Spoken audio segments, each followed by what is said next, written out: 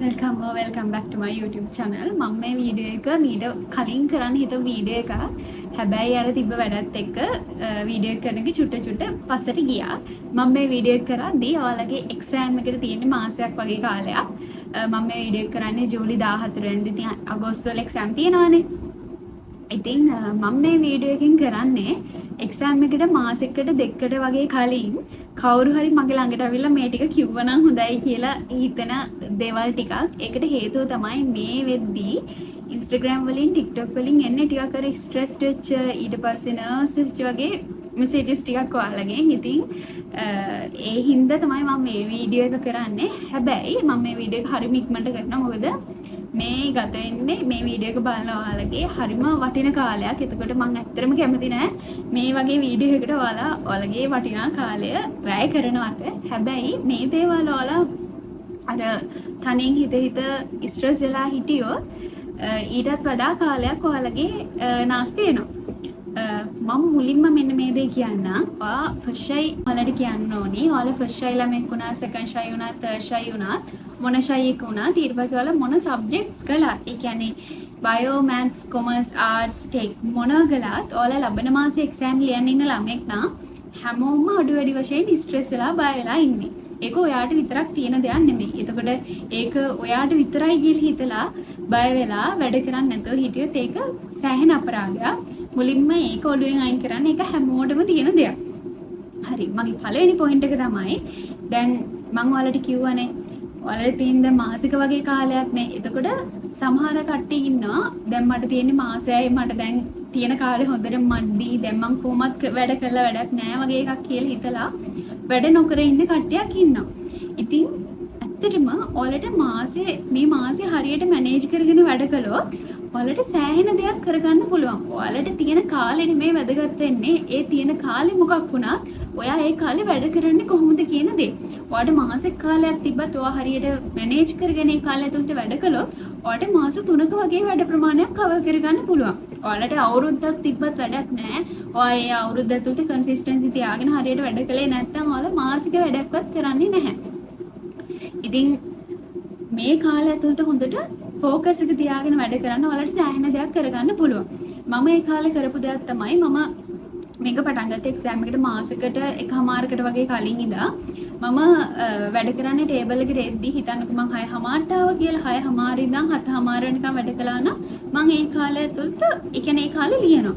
මොකක් හරි වෙන වීඩියෝ එකක් බලන්න පටන් ගත්තත් මම 7:00 කියලා ලියලා ඒ වෙලාව මම කොච්චර වෙලාවක්ද කියලා මාක් කරගන්නවා. ඉතින් එහෙම මම වැඩ කරන හැම විනාඩි 5ක්ම හරි කමන්නේ මම ඒ කොලේ මාක් කරගත්ත එක ටේබල් එකේමයි තිබ්බේ. මේ එහෙම අර සතියක් විතර යද්දී අර ඔයා අර නාස්ති කරන වෙලාව සෑහෙන්න අඩු කරගන්න පුළුවන්. සාමාන්‍යයෙන් සතියක් වගේ යද්දී ඔයාලට පැය 14ක් 15ක් වගේ වෙලාවක් වැඩ කරන තැනට හදාගන්න පුළුවන්. ඊට පස්සේ දෙවෙනි කාරණාව තමයි මේ කාලෙ වෙද්දි මම අර ඔයාලට කිව්වනේ ටිකක් කලින් සිලබස් එක ඉවර කරගන්න try කරන්න ඔහොම දේවල් ටිකක් කර මම කලින් කිව්වනේ. ඉතින් ඇත්තටම එහෙම සමහර ළමයින්ට බැරි වෙලා තියෙන්න පුළුවන්. ඉතින් ඇත්තටම මම ගත්තත් මම කලින් සිලබස් එක කොච්චර ඉවර කරගත්තත් අන්තිමේදී සමහර පාඩම් තිබ්බ මට කළාද කියලාවත් මතක නැති. කෙමිස්ට්‍රි වල කර්මාන්ත පාඩම ඊට පස්සේ ෆිසික්ස් වල විකිරණය පාඩම ඊට පස්සේ බයෝ වල ඔය අන්තිම පාඩම මොකද ඇප්ලයිඩ් පාඩම ඔය පාඩම් මට කිසිම දෙයක් ඔළුවේ තිබ්බේ නැහැ.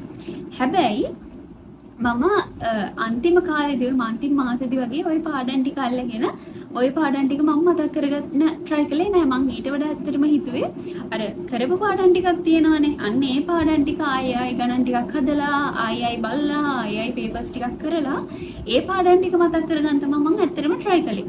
ඉතින් ඔයාලටත් මට කියන්න තියෙන්නේ මේ වෙලාවේ අලුතින්ම තියරි ඉගෙනගෙන වීඩියෝස් බල තියරි ලිය එහෙම පාඩම් කරන්න යන්න එපා. ඔයාට එහෙම පාඩම් තියෙන්නේ උඩරම එකක් දෙකක් වගේ නේ එක සබ්ජෙක්ට් එකක.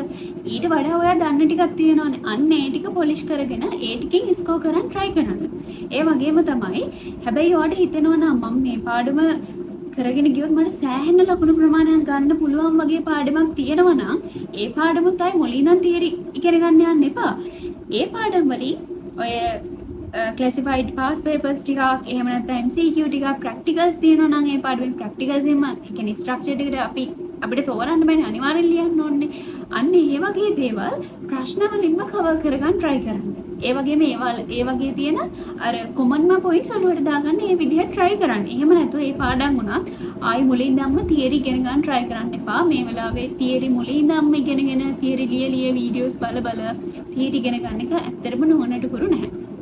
ඊට පස්සේ තුන්වෙනි පොයින්ට් එක අර මම ඔයාලට කිව්වේ කලින් වීඩියෝස් වල පාස් පේපර්ස් ටිකක් කරලා ඒක විවරණ ලියන්න ඊට පස්සේ ටර්ම් ටෙස්ට් වල පේපර්ස් එහෙම ලියලා තියාගන්න ඊට පස්සේ ක්ලාසිෆයිඩ් ටික කරලා තියාගන්න ඔය වගේ දේවල් ටිකක් කිව්වනේ. අන්නේ ඔය වගේ දේවල් මේ වෙලාවේ ඔයාලා බලන්න පටන් ගන්න ඕනේ ආයිමත්. ඒ කියන්නේ ආයි කරන්න කියලා නෙමෙයි මම කියන්නේ. ඒ අර කරපුවා මේ කාලේ ලියා ගන්න කියලා කියපුවා මේ කාලේ බලන්න පටන් ගන්න ඕනේ. ඕක මම කරපු ලොකුම ලොකු වැරද්දක්. මමත් ඒක බලන්න පටන් ගත්තේ එක්සෑම් එකට සතියකට එහෙම නැත්නම් එක්සෑම් එකට කලින් දවසේ. ඒ වගේ වෙලාවක ඇත්තටම ඕවා බලන්න වෙලාවක් නැහැ. ඔයාලා පුංචි වෙලාවක් සාමාන්‍යයෙන් දවසකට පැය දෙකක් පැයකමාරක් වගේ දාගෙන ওই දේවල් ටික නිකන් උඩින් කියවගෙන යන ඔයාලට සෑහෙන දේවල් ඔලුවට දාගන්න පුළුවන්. ඒ වගේම ඔයා ලියපු විවරණයක් නම් ඒක අර ඔයාට වැරදිච්ච දේවල්මනේ ඔයා ලියලා තියෙන්නේ. ඉතින් අර ඒ වගේ දේවල් මේ වෙලාවේදී හරිම වටිනවා. ඒ කියන්නේ ඔයා ලියපු දේවල්ම නැතත් කමක් නැහැ. සමහරවිට ඔයාලට තියෙන්න පුළුවන් සාමාන්‍යයෙන් ඔය සර්ලා හැමත් ඔය විවරණ දෙනවා. ඊට පස්සේ රෝසස්ගේ පොත තියෙනවා. ඊට පස්සේ එහෙම නැතත් ඔයා ලියපු මොනවා හරි ඇතිනේ කලින් හදපු ගණන් එහෙම ඇතිනේ. ඔන්න ඔය දේවල් ටික දැන් අරගෙන ආයි බලන්න. ඔය සෑහෙන දෙයක් වඩ කරගන්න පුළුවන්.